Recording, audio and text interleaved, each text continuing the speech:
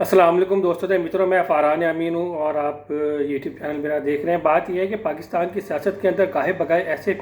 किरदार और करैक्टर मौजूद रहते हैं जिसके हवाले से कहा जाता है ये किसी एक ख़ास जो ऑर्गेनाइजेशन है, जो एक ख़ास इदारा है या एक ख़ास महकमा है, उसके नुमाइंदे होते हैं। माजी के अंदर ही बहुत सारे ऐसे लोग रहे हैं, उनके ऊपर इल्ज़ामात लगते रहे, जिसमें जो चंद एक दो बड़े नाम मैं आपको बता देता हूँ जिससे यकीनी तौर पर भी आप वाकिफ़ होंगे। जिसमें एक बड़ा नाम अली ज़फ़र के जो वालिद साहब हैं वो हैं, और वो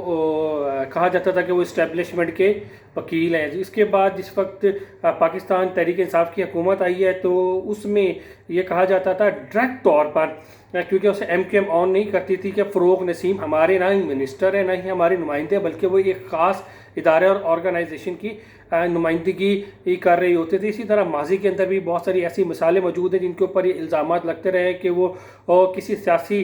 पिश की वजह से नहीं आई है, बल्कि एक ऑर्गेनाइजेशन की या एक महकमे की नुमाइंदगी करते हैं और उन्हीं के जो मफादात हैं उसी का तहफ़्फ़ुज़ करते हैं। उन्हीं के कहने के ऊपर तमाम तर जो मामलात हैं वो तय कर। तो ऐसी सूरत के अंदर मौजूदा सियासत के अंदर ऐसा कौन सा किरदार है, करैक्टर है, जिसके बारे में कहा जा सकता है कि ये एक मखसूस लॉबी का और एक मखसूस जो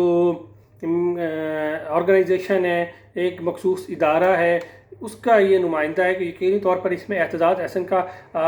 एक TV चैनल को दिए जाने वाला एक इंटरव्यू बहुत ज़्यादा इम्पॉर्टेंट है। उसकी बातें सुने तो हमें समझ आती है कि इस वक्त पार्लियामेंट के अंदर वो कौन से लोग हैं ये और वो किस की नुमाइंदगी कर रहे होते हैं। एतजाज़ अहसन खुल के बात करते हैं और यकीनी तौर पर एक बड़े मजे हुए सियासतदान के अलावा एक जहाँ दीदा शख्सियत भी हैं और कानून के हवाले से अपने आप में वो एक यूनिवर्सिटी हैं। जिस वक्त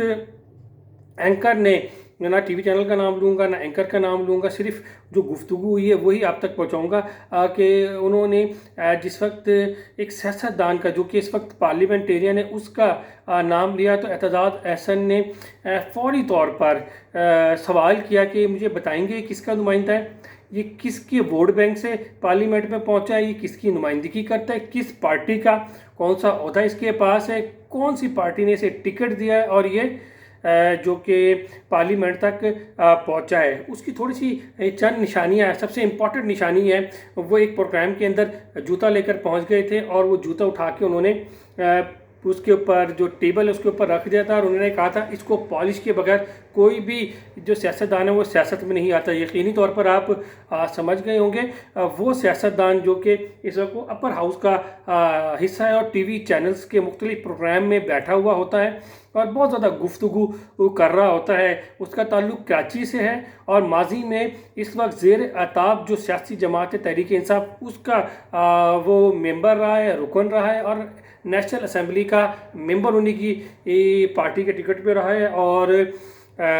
डुअल नेशनलिटी की वजह से उसको पार्लियामेंट से इस्तीफ़ा देना पड़ा था। लेकिन उस अब मौजूदा हालात में वो किसी सियासी जमात का नुमाइंदा नहीं है। मैं बात कर रहा हूँ फैसल वावड़ा का, जो कि इस वक्त तमाम तर TV चैनल्स के ऊपर बैठे होते हैं। तो जो एतजाज़ अहसन ने उन्होंने ये सवाल उठाया कि पूछा जाए फैसल वावड़ा TV के ऊपर बैठे हुए होते हैं, वो तमाम तर मालूमात कहाँ से लेते हैं, वो जो ज़बान बोल रहे होते हैं वो किसकी ज़बान बोल रहे होते हैं, उनको सेनेटर किसने बनाया, उनको वोट किसने दिलवाया, उनको और इस ओहदे तक किसने पहुंचाया और वो इस वक्त TV चैनल्स पे बैठकर किसको